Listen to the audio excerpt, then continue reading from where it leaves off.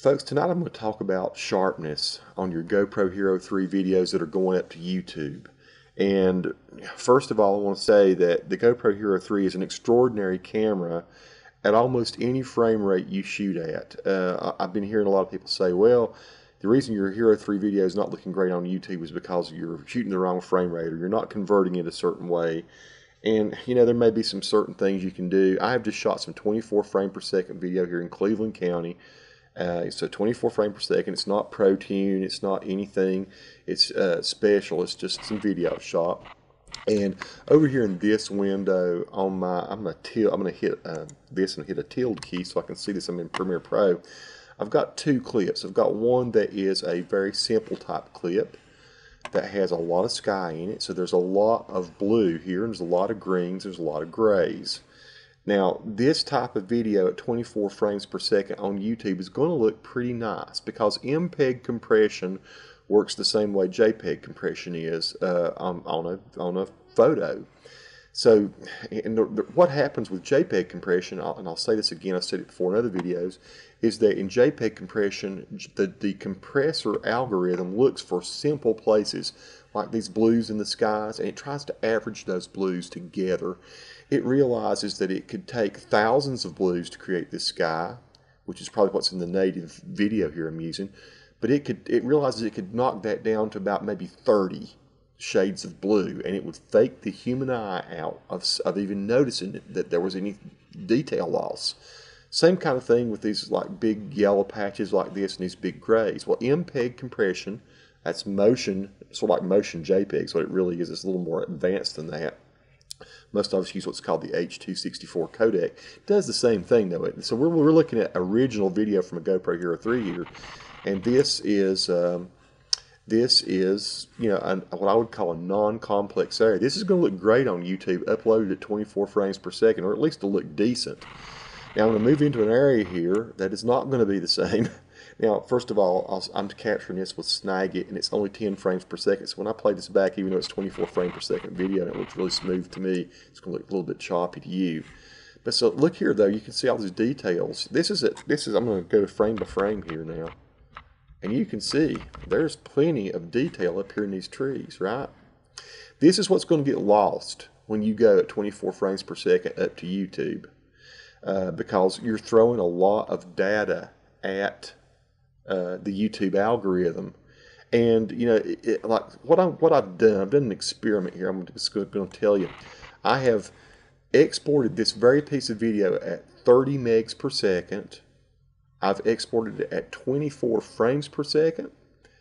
I've also exported it at 12 frames per second. I downsized it so that it has half as many frames, complicated stuff. And then I've also done it for kicks at 10 frames per second, since that's kind of what works here for my Snagit. And so we're looking right now at the very pristine original video. There's a vehicle that comes into it here. Look at this. We can see the nice Chrysler car here. So the thing I will say that's extraordinary about the Hero 3 is that you're not going to get mushy, blurry images. The shutter speed on it is very fast. It opens and closes very fast. It doesn't matter if I'd shot this at 60, at 30, at 120 frames per second. The only thing I would get would be more frames, but every one of them is going to be sharp. You know, that's pretty darn sharp. Very little mushiness in here. There's some, but it's not bad video. I'm going to escape out of this for a second, or tilt back out. So now what I've done, just so you'll know, I'll pull this over here. I have uploaded to YouTube, and I put them in a kind of a private place so I could just test this. I've uploaded these 3 files. I exported the 24 frame per second, and I must have something set just a little different on it. But the 24 frame per second went up at 72 megs. It's only a 16-second file, right? 16 seconds. I uploaded a 12 meg per second, and I did all of these 12 frame per second. It's 24 frame, 12, 10. They were all exported at 30 megs per second. Even this one, I don't know why this rendered out to be a little bit smaller, but still, it's a lot of data. If I were to play that back for you, you'd see it's pristine video. This is what I've sent up to YouTube. Let's look at some of the complicated. It looks really nice. Still a lot of detail in the trees and stuff. So I'm going to escape out of this. I'm looking at this in like Windows Media Player. So what came back when I went and downloaded from YouTube. In other words, I uploaded this to YouTube at 76 megs per second. Here's what I got back from YouTube. All of these came in at about 6.5 megs. So you can see you've got about an 11 or 12 to 1 ratio of compression. YouTube compresses the crap out of this stuff, people. And so, you know, I'm not blaming YouTube for that. I realize they have to be able to deliver that video back to people in bites and chunks that they can not have to wait to stream, right? You get aggravated when a video takes a while to download. So that's the reason they really overcompress this. What I am, going to do here a bit is defend the GoPro Hero 3. It's not it's not anything you're doing with your Hero 3 video. It's not the way you render it out. It's not how you shoot it. It's not whether you're doing protein. It's not whether you're running through filters or going through this conversion or that conversion. What 100% of it is, in my mind, is this. It's this compression. So let's take a look at what this looks like when it comes back from YouTube, okay? So now I've brought in the ones, I sent these up to YouTube and I downloaded them back from YouTube. And so let's take a peep. Let's go into the 24 frame per second. Now let's go over here. Here's what we could do. We could go to, I don't know, 115 or something here, and we go to 115 over here on the original. Roughly the same place. Okay, let's tilt into the original for a second. So here we see we've got plenty of detail in the grass. We can see the specks and stuff on the pavement. Really pretty extraordinary. You see this hay bale over here. It looks really pretty nice. I'm going to escape out of this, or tilt out of this. Now let's go look at what we got back from YouTube. Now you can see what's happened here? The MPEG compression has pretty much averaged all the blues. You've got a lot of mushiness. You don't see that detail in the grass. You don't see the detail in the grass here. All the grays have been averaged together. What the algorithm has tried to do is it's tried to provide some detail in these areas where it realizes there's a lot of contrast, like the white line and a little bit of the tree line, but much mushier looking version. So this is the 24 frame per second video. I'm going to tilt back out. Let's look at what does the 12 frame per second look like. Now I'm going to go back to about the same area, 115.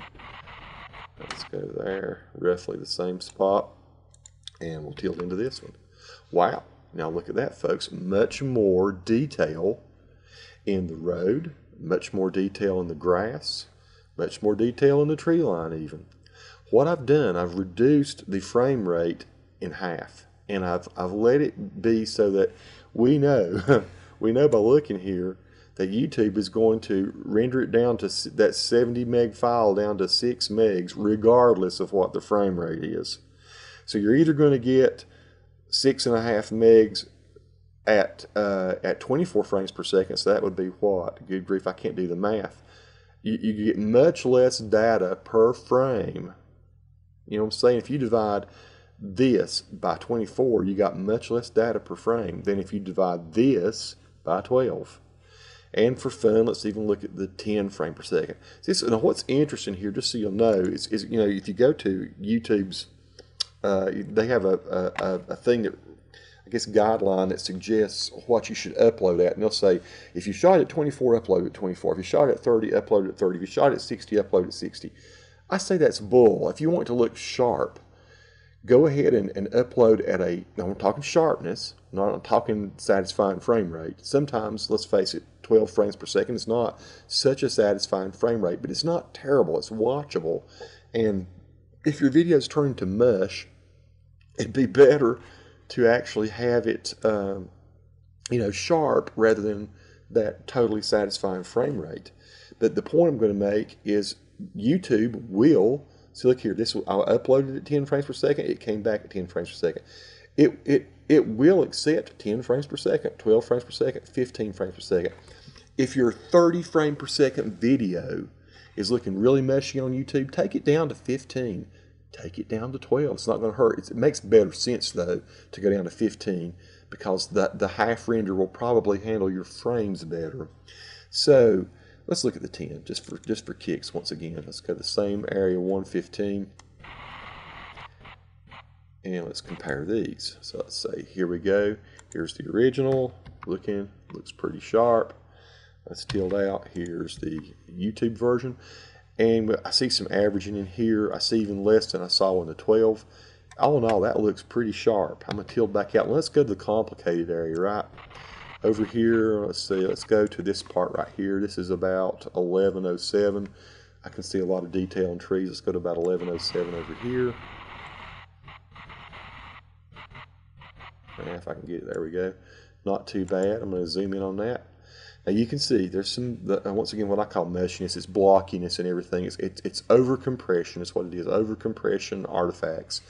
But all in all, that's not too bad. We could even go over here where the car is. Let's pull the car in. There we go. And we can see that looks fairly comparable. I mean, I know it's got a bit of blockiness in it, a bit of blockiness here. But as that comes by you pretty quick, it's not going to give you the impression that you've got just a terrible, mushy video. There is some detail in that, right? Let's tilt out and let's look at what YouTube gave us at 24 frames per second. And this is what most people see, and they're saying, oh, there's no detail. Look at that. Look at that, folks. Look at all this. It's just averaging out data into frames, and you're losing a massive amount. It just looks like somebody's taken a blur tool in Photoshop and blurred this out. There's no data in the grays here. Look at that. It's averaged down to maybe, I don't know, 10 or 15 different colors. When the car comes in, it will do a good job, I predict, because it realizes that's a high contrast area, and that's not bad. It's not terrible, but look, you lose a lot over in here. So the overall impression when you're watching this at 24 frames per second is that you've got a blurry video. My GoPro is shooting blurry video. No, your GoPro is shooting awesome video.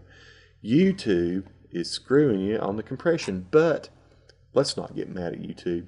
YouTube's doing all this for free, and again, they're putting it out there where you can go and you upload your awesome videos for free, and they have to deliver it in a way, like I say, that is consumable by the people who are watching videos.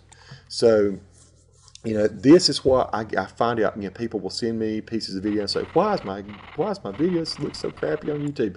What are you doing to make your video look better on YouTube?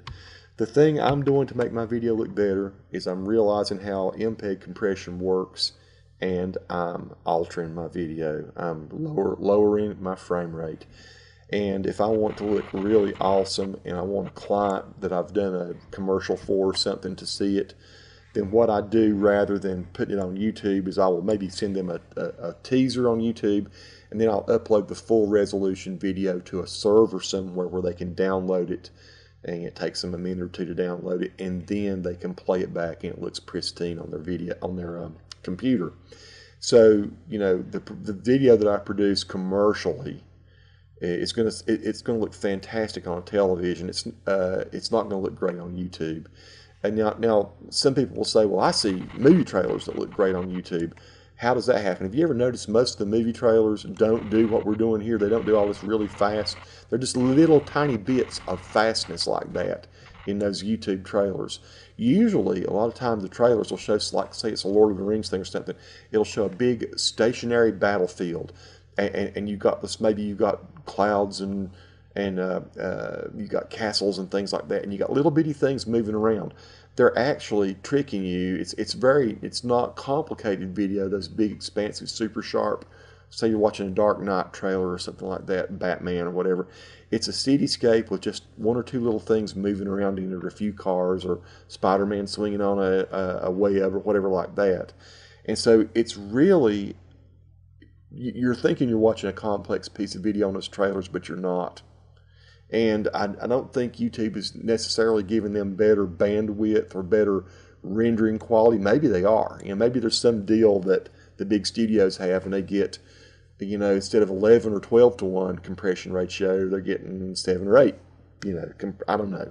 I don't know how YouTube works exactly on that. All I know is that if you want to increase the look of your videos that move through complicated areas, you can reduce the frame rate and it works.